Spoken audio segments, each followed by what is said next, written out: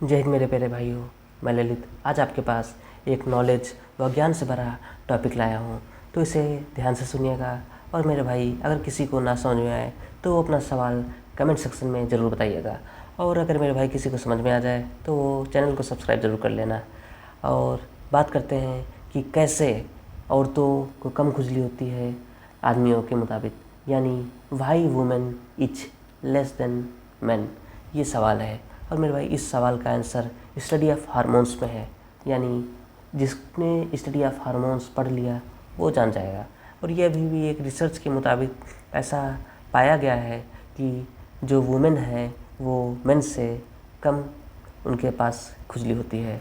और ये रिसर्च में ये भी मालूम हुआ है कि फीमेल हार्मोन एस्ट्रोडियल ये हेल्प करता है खुजली कम करने में, यानी ये सप्रेस करता है सोरियासिस को, ये बात मालूम हुआ है।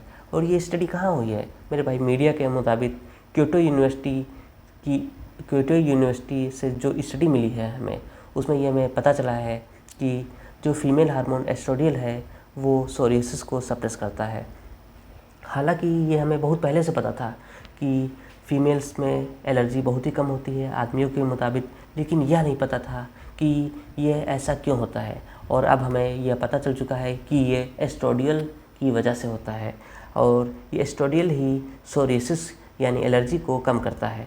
मेरे भाई, अब जानते हैं कि ऐसा क्या हुआ, ऐसा इन्होंने क्या कर लिया जो ये उन्हें पता चल गया। मेरे भाई, इन लोगों ने चूहों के साथ एक्सपेरिमेंट किया है, और उन चूहों के साथ एक्सपेरिमेंट करके ये उन्हें पता चला है कि एस्ट्रोडियल ये हेल्प करता है। तो जानते हैं कि कैसे उन्होंने चूहों के साथ ऐसा कौन सा एक्सपेरिमेंट ऐसा क्या किया है जो ये उन्हें पता चला। लेकिन एक्सपेरिमेंट जानने से पहले कुछ बायोलॉजी की टर्म है जिन्हें जानना बहुत ही ज़रूरी है। अगर आप उन टर्म को नहीं जानेंगे तो वो ऊपर से निकल जाएगा और समझ में नहीं पाएंगे, और आधे लोग चले ही जाएंगे, क्योंकि सभी को नहीं पता होता है कि बायोलॉजी के टर्म कहाँ पर क्या यूज़ होते हैं।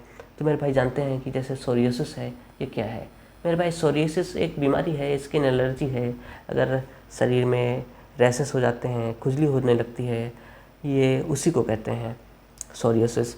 आप फ़ोटो देख भी सकते हैं और आप समझ भी गए होंगे कि कैसे लाल जलन होने लगती है, इसी को सोरियासिस कहते हैं। मेरे भाई, ये भी एक बीमारी है। और एस्ट्रोडियल मेरे भाई, ये हार्मोन होता है, फीमेल हार्मोन होता है जो फीमेल्स में प्रेजेंट होता है। ये हेल्प करता है मेंस्ट्रुएशन, फीमेल रिप्रोडक्टिव साइकिल में। और मेरे भाई, जानते हैं और कौन सा टर्म है?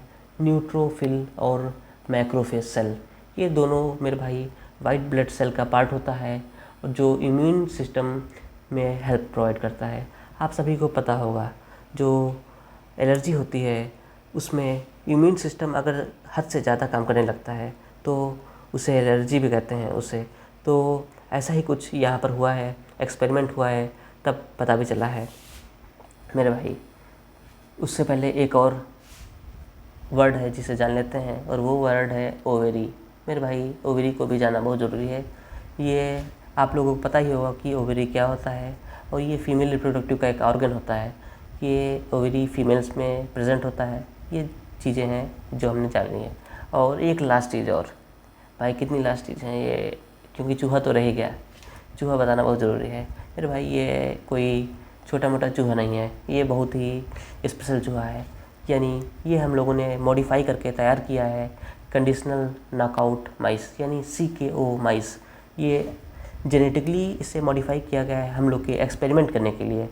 इसे आम भाषा में अगर कहा जाए तो ये ऐसा चूहा है जिसके जीन्स को हम लोग अल्टर कर सकते हैं और पता कर सकते हैं कि ह्यूमंस को कौन से चीज़ें दवाई सूट करेंगी या नहीं सूट करेंगी। ऐसी ही चीज़ें ये हेल्प करता है नॉकआउट माइस। ये एक्सपेरिमेंट में यही हेल्प करता है। तो एक्सपेरिमेंट हो मेरे भाई हुआ क्या ये जानते हैं। जैसे बहुत सारे चूहे ले लिए गए, कुछ चूहे इधर ले लिए गए 2-3, और कुछ इधर चूहे ले लिए गए, और इन सभी चूहों की ओवेरी जो होती है उसे निकाल दिया गया या डीएक्टिवेट कर दिया गया, इनएक्टिव कर दिया गया।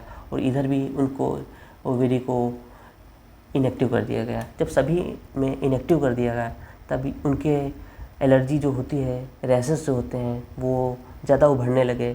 और कुछ जो चूहे हैं, इधर मान लिया जो चूहे हैं, इनमें एस्ट्रोडियल जो फीमेल हार्मोन होता है उसके पैलेट यहाँ पे डाल दिए गए।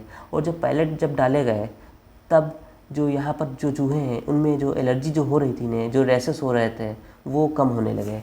और ये बहुत बार करा गया और बहुत बार स्टडी एक्सपेरिमेंट करने के बाद ये पता चला कि हाँ, एस्ट्रोडियल जो हार्मोन होता है वो सप्रेस करता है सोरियासिस को। और फिर ह्यूमन सेल में भी उन्होंने ऐसा एक्सपेरिमेंट किया और पाया कि हाँ, ये हेल्प करता है। जो एस्ट्रोडियल फीमेल हार्मोन होता है ये एलर्जी को, जो इचीनेस को ये कम करता है। और ये अभी इंडियन एक्सप्रेस में एक आर्टिकल आया था, उसी से मुझे भी पता चला। फिर मैंने भी इसे स्टडी किया कि आखिर ये है क्या। तो मुझे पता चला कि हाँ मेरे भाई, ऐसा भी कहीं ना कोई इंसान रिसर्च कर रहा है ह्यूमंस के बारे में। तो मेरे भाई ये पूरी स्टडी थी, रिसर्च थी एस्ट्रोजन यानी एस्ट्रोडियल हार्मोन्स के बारे में और कैसे इसने मदद की है ये एलर्जी को कम करने में। तो मेरे भाई ये आर्टिकल है, अगर आप चाहें तो पढ़ भी सकते हैं। इसे स्क्रीनशॉट ले लीजिएगा, आराम से पढ़िएगा, ये पूरा दिखा देते हैं। ये मेरे भाई आप लोगों ने देख लिया होगा। ये भी देख लीजिए कि ये यहाँ पे सोर्स क्योटो यूनिवर्सिटी है, आप पूरा चाहे तो पढ़ भी सकते हैं। तो मेरे भाई ये आज का टॉपिक था। अगर आपको टॉपिक अच्छा लगा तो मेरे भाई लाइक ज़रूर करिएगा और सब्सक्राइब करना ना भूलिएगा।